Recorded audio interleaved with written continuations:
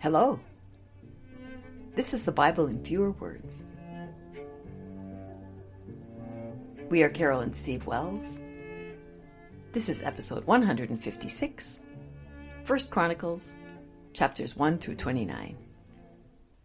If you enjoy this podcast and the Skeptic's Annotated Bible website, consider supporting us at patreon.com/BFW. Hi, Steve. Hi, Carol. I'm a little nervous. Oh, yeah? Why is that? Today we're doing something different. We've got a different book. It's completely different than anything we've had before. Why is that? Because it's a book that repeats the stories that have already been told in previous books. And who did that? No one knows. Oftentimes the books of First and Second Chronicles are thought to be written by the same person. They have the same style. It's agreed by almost all Bible scholars that whoever wrote the book of First Chronicles also wrote the book of Second Chronicles. And they did it after the books that we've covered up to now. The chronicler wrote his books after the books of Samuel and Kings were written. Okay. So he probably used them as a source. He had those stories right in front of him when he was writing his version. And why do you think he chose these books to do? Like, why didn't he just start from the beginning? I'll rewrite Genesis. I'll rewrite Exodus. Oh, I don't know about that. Okay, so he only is covering the two books of Samuel and the two books of Kings. He's covering the same material. Okay. So the stories that are told in those two books are told in Chronicles. Okay. So it's the same time period and the same stories. Now, whether or not he thought, I'm going to write the 13th and the 14th books of the Bible, he wasn't thinking that, you know. Okay. He had no idea, he or she, I suppose it could have been a woman. The author had no idea that these were ever going to go in a Bible. He's just writing stuff down. He doesn't say what the purpose is. All we have is the actual text. Okay. And are these different than the other books? Very different. What the author was doing was presenting it from a different point of view. The thing that stands out about First Chronicles is not the stories that are contained in it. It's the stories that are left out. Oh. And the way that they're changed. So is this episode going to be different than our other episodes? Oh, yeah. Yeah, in fact, I struggled with this, deciding whether we were even going to include it. But I decided that since it is in the Bible, it's a sizable book, 29 chapters, that we had to include it. Okay. So we are going to include it. But how about our deal with our listeners that we were not going to repeat stories and we weren't going to include boring things? Yeah, it's a problem for both of those reasons, because the book is just a set of stories which are almost all, at least mostly, stories that we've already heard. We're not going to repeat those. All right. And those stories that are included are almost always boring. Okay. So double whammy. Yeah. You know, in the books of Samuel and the books of Kings, whatever you might think about those books, they certainly weren't boring, right? No. They had some pretty wild, crazy stories in there. Yes. The chronicler didn't like those stories, apparently, if he knew about them, because he didn't include them. Oh, so the exciting things are not in there. That's right. This is a cleaned up version of the same story. So he has some of the stories toned down quite a bit. Often he exaggerated the numbers. Okay. Like how many people were killed. How many people were killed, how much gold there was in the temple, things like that. Those numbers were crazy to start with. Yeah. Right? They become even crazier in First Chronicles. So there's a tendency to exaggerate numbers. So there's a lot of contradictions between the books of Samuel and Kings versus the chroniclers' books. Okay. And I'm not going to include them here. The contradictions are all at the website, theskepticsannotatedbible.com. You can see all of the contradictions and how the books of Chronicles contradict the stories that are told in the books of Samuel and Kings. Okay. Are there any genealogies? Yeah, I don't know that anyone has ever really read the first 9 chapters of First Chronicles. Is that where so-and-so begat so-and-so? It doesn't use that phrase. It tended to be from the genealogies in Genesis. Okay. But it has the same idea. The first 9 chapters of First Chronicles are genealogies. starting with Adam and going Okay. all the way up to David and beyond. Uh-huh. And so it's horrible reading. Just no one could possibly read that and say, oh yeah, this is good stuff, exciting Okay. stuff. So we are not going to read those. No, it's a very bad start for a book, 9 chapters of just horribly boring stuff. Not an attention getter. We will not read that at all. We won't look at it. It's there, and I have the links to it at the podcast episode on the website. Okay. But there are other stories. We've already gone through them, so we're not going to cover them. We either have already covered them or there's really not much to them. They're boring. Okay. I'm not going to be summarizing any of the stories in First Chronicles because they're either boring or we've already heard them. Okay. So what are we going to do for the next 4 minutes? The most important thing that I would like people to understand about First Chronicles is that so much is left out. I mean, there are so many stories, right, that were really interesting. Juicy. Yes. Remember when the ark was stolen by the Philistines? Yeah. And what happened then? Then people got hemorrhoids. They got hemorrhoids in their secret parts. Yeah. Yes. It was killing them, so they'd send them from one town to the next, and then they finally got back to the Israelites, and then they looked in the ark, and 50,000 were killed. Yes. People were killed.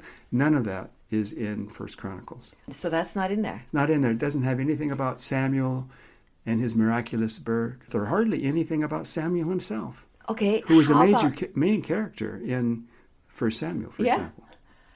when you were going through this, did you count up how many stories were not in the Chronicles that we already covered? It's not a complete list, but there were 54 interesting stories that were left out of First Chronicles. So either juicy stories or things the chronicler didn't want to re-record? Well, it's hard to know why he didn't, but I think it's because they were just kind of embarrassing stories, things that God wouldn't do this or wouldn't tolerate that. Things we were asking when we were doing the episodes. Yeah. What's going on? That's right.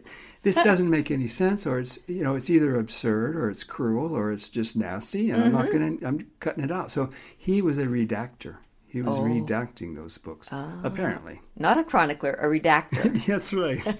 All right, so can you give us a few more examples of Sure. what was not there? Yeah, Saul is hardly mentioned, just barely. Remember when Saul was calling all the people to war? Yes. And he chopped up an oxen and sent the 12 parts to each tribe of Israel? Yes. Not there.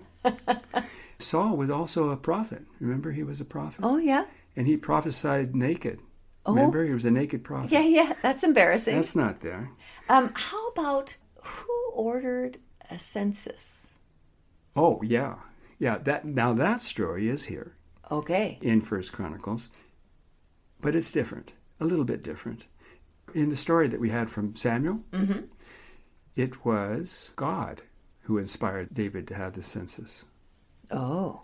God inspired David to have the census, and then God got upset about it, and he ended up killing 70,000 people because he had the census. Yeah, because censuses were not allowed. Well, we don't know. We don't know why, but God didn't like that census because at other times he did ask people to do census. So they did them and it didn't bother him. So that was kooky. Crazy, yeah. And so the chronicler, he fixed that story by, he said that it wasn't God that inspired him to have the census. It was Satan.